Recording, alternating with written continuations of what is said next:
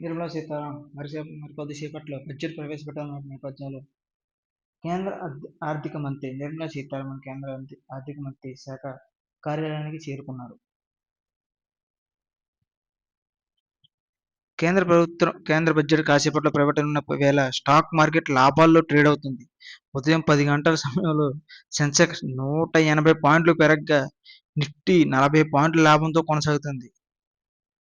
ఇంకా స్టాక్ మార్కెట్లో ఉన్న వాళ్ళకి కొంచెం ఊరట అనే చెప్పాలండి.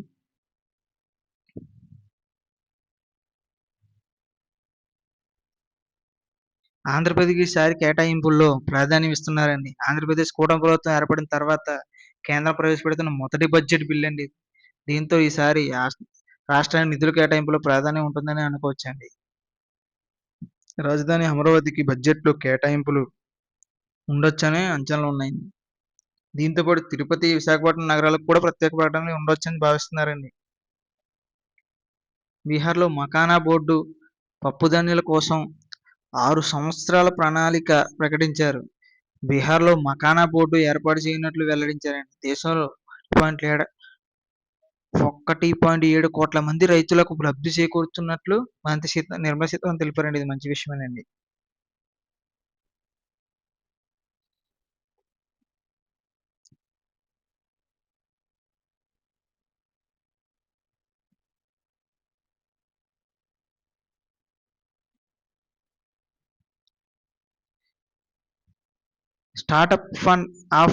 స్టార్టప్లను మరింత ప్రోత్సహించేందుకు వారి కోసం బడ్జెట్లలో కేటాయింపులు చేశారండి.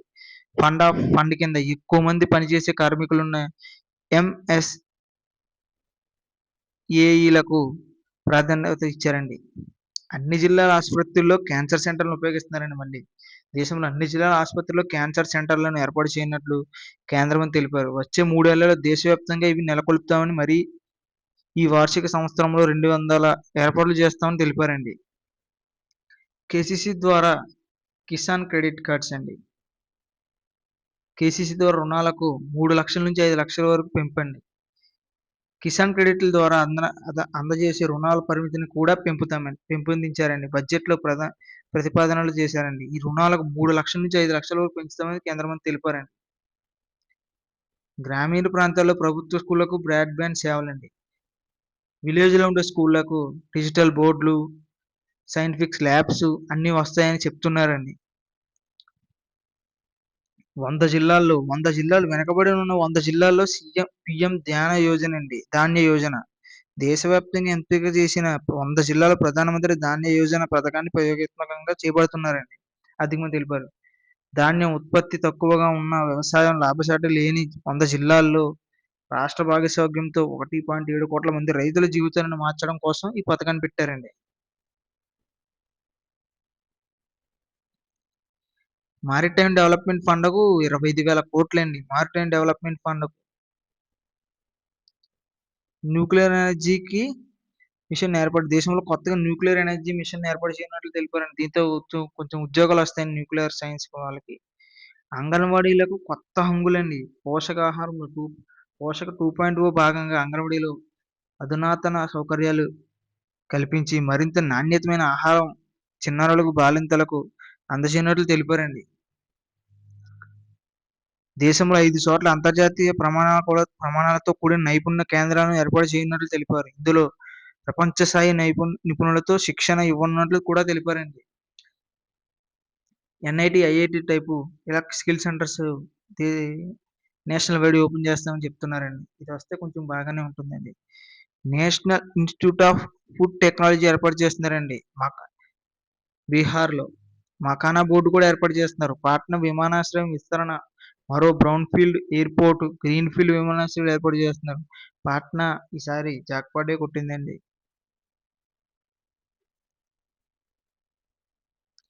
మెడికల్ టూరిజం కోసం 20,000 కోట్లు పెంచారండి. దేశంలో మెడికల్ టూరిజాన్ని మరింత అభివృద్ధి చేయనున్నామని, ఇందుకోసం బడ్జెట్లో 20,000 కోట్లు కేటాయించమని కూడా చెప్పారండి. దేశంలో టాప్ 50 పర్యాటక ప్రాంతాలు అభివృద్ధి చేస్తున్నారండి. దేశంలో టాప్ 50 పర్యాటక ప్రాంతాలను అభివృద్ధి చేస్తామని మంత్రి నిర్మలా సీతారామన్ ప్రకటించారు. రాష్ట్ర ప్రభుత్వాలతో కలిసి టూరిజం ప్రాంతాలను అభివృద్ధి చేస్తామని తెలిపారు. ఇందులో భాగంగా హోటల్స్, డెస్టినేషన్స్ ప్రాంతాలను అభివృద్ధి చేస్తామని తెలిపారు. మెడికల్ టూరిజంలోను ప్రైవేట్ సెక్టార్‌కి ఇస్తామని కూడా చెప్పారండి.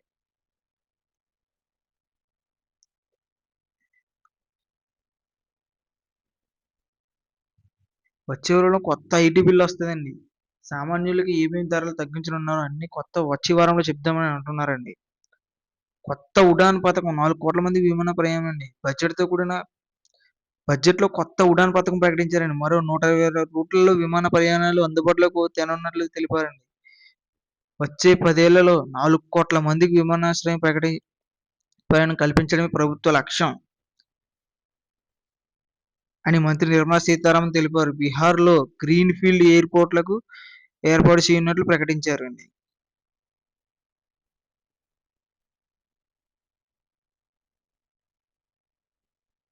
జ్ఞాన్ భారత్ మిషన్ ఏర్పాటు చేస్తున్నారండి.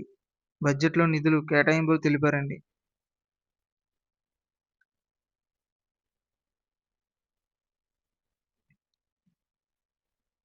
బడ్జెట్‌లో బీహార్ వరాల జల్లండి. బీమా రంగంలో 100% ఎఫ్‌డిఐలకు అనుమతండి. బీమా రంగంలో మరింత ఎక్కువ శాతం విదేశీ పెట్టుబడులను ఆకర్షించేందుకు వీలుగా ఆ రంగంలో ఎఫ్‌డిఐలకు 100% అనుమతి ఇస్తూ ప్రతిపాదనలు చేశారండి. జీన్ బ్యాంకులు ఏర్పడండి. భవిష్యత్తులో ఎటువంటి ఆహార సమస్య ఉత్పన్నమైనా తట్టుకొని ఆహార భద్రతను కల్పించేందుకు జీన్ బ్యాంకులను ఏర్పాటు చేయనున్నట్లు కూడా తెలిపారండి. వైద్య విద్యలో 10,000 అదనపు సీట్లండి. వైద్య విద్యను పేదలకు మరింత చేరువ చేసే దిశగా చర్యలు తీసుకున్నట్లు తెలిపారు. రాబోయే 5 ఏళ్లలో అదనంగా మరో 10,000 మెడికల్ సీట్లను అందుబాటులోకి తీసుకురానున్నట్లు తెలిపారండి. ఇది మంచి విషయం అండి. చాలా మంచి విషయం ఇది.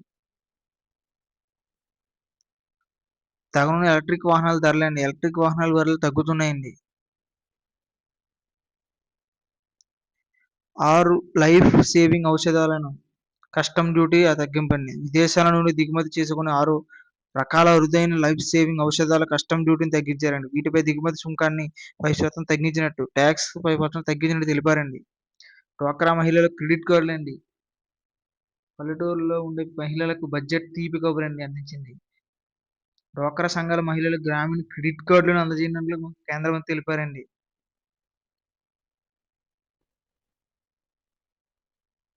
రాష్ట్ర మౌలిక సదుపాయాల కల్పనకు బడ్జెట్‌లో 1.5 లక్షల కోట్లను కేటాయించారు. 50 ఏళ్ల పాటు వడ్డీ లేని రుణాలను ఇస్తారండి. వడ్డీ లేని రుణాలను.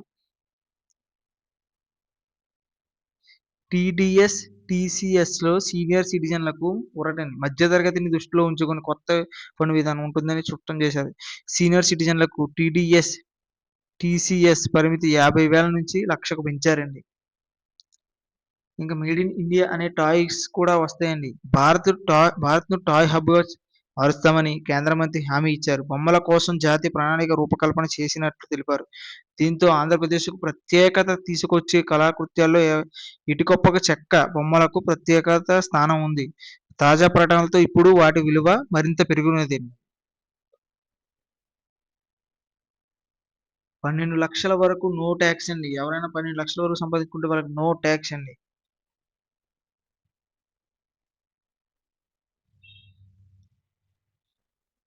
4,00,000 వరకు సంపాదించినోళ్ళకి నో టాక్స్ అండి. 4-8 లక్షల వరకు సంపాదించుకున్నోళ్ళకి 5% టాక్స్ అండి. 8-12 లక్షల వరకు సంపాదించుకున్నోళ్ళకి 10% టాక్స్. 12-16 లక్షలు సంపాదించే వారికి 15%. 16-20 లక్షలు సంపాదించే వారికి 20%. 20-24 లక్షలు సంపాదించే వారికి 25%. 24 నుంచి ఇంకా పైబడిన వారందరికీ 30% టాక్స్ అండి. ఎవరెవరికి ఈ రంగాల్లో ఎవరికి కేటాయించారో తెలుసుకుందామండి. వడ్డీ చెల్లింపులు వాళ్ళకి 12,76,338 కోట్లండి. రవాణాకండి, ట్రాన్స్‌పోర్ట్‌కి 5,48,649 కోట్లండి. రక్షణ, ఆర్మీ, ఎయిర్ ఫోర్స్ వాళ్ళకి 4,91,732 కోట్లండి. ప్రధాన సబ్సిడీలు 3,83,402 అండి. పెన్షన్లు 2,76,618. అలాగే చాలా అన్నీ పెంచారండి. విద్య, వైద్యం, ఆరోగ్యాలు అన్నిట్లికి ఫోటో పెట్టారండి. ఎక్కువగా వడ్డీ చెల్లింపులు, రవాణా, ట్రాన్స్‌పోర్టు, అలాగే ఎయిర్ ఫోర్స్‌కి వీటికి చాలా భారీగా పెట్టారండి కేటాయింపుల్లో. అవే మేజర్‌గా ఉన్నాయండి.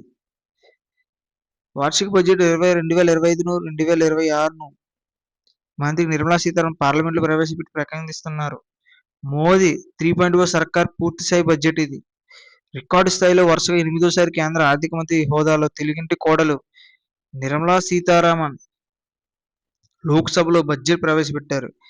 ఇక ఈ బడ్జెట్‌పై సర్వత్రా ఆసక్తి నెలకొంది. ఆర్థిక సర్వేలో భాగంగా ప్రస్తుతం ఆర్థిక సంవత్సరానికి సంబంధించి వృద్ధి రేటు అంచనాలు క్షీణించిన వేళ దీనిని తిరిగి గాడిన పెట్టేందుకు తప్పక చర్యలు తీసుకోవాల్సిన పరిస్థితి నెలకొంది. ప్రజల కొనుగోలు శక్తిని పెంచడం అనేది ముందున్న ప్రధాన లక్ష్యం.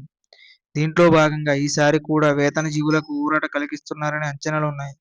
పన్ను ఊరట కలిగిస్తే ఆర్థిక వ్యవస్థను ఊతం ఇవ్వొచ్చని ఆర్థిక నిపుణులు విశ్లేషిస్తున్నారు.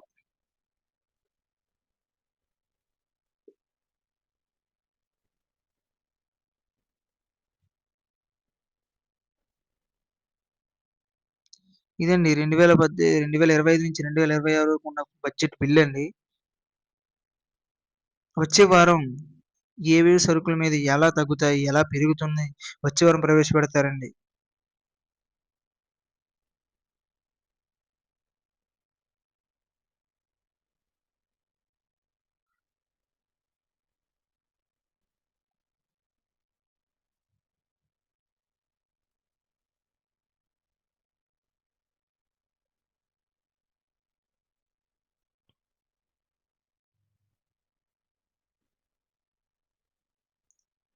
నిర్మలా సీతారామన్ మరి కొద్దిసేపట్లో బడ్జెట్ ప్రవేశపెట్టనున్న నేపథ్యంలో కేంద్ర ఆర్థిక మంత్రి నిర్మలా సీతారామన్ కేంద్ర ఆర్థిక మంత్రి శాఖ కార్యాలయానికి చేరుకున్నారు.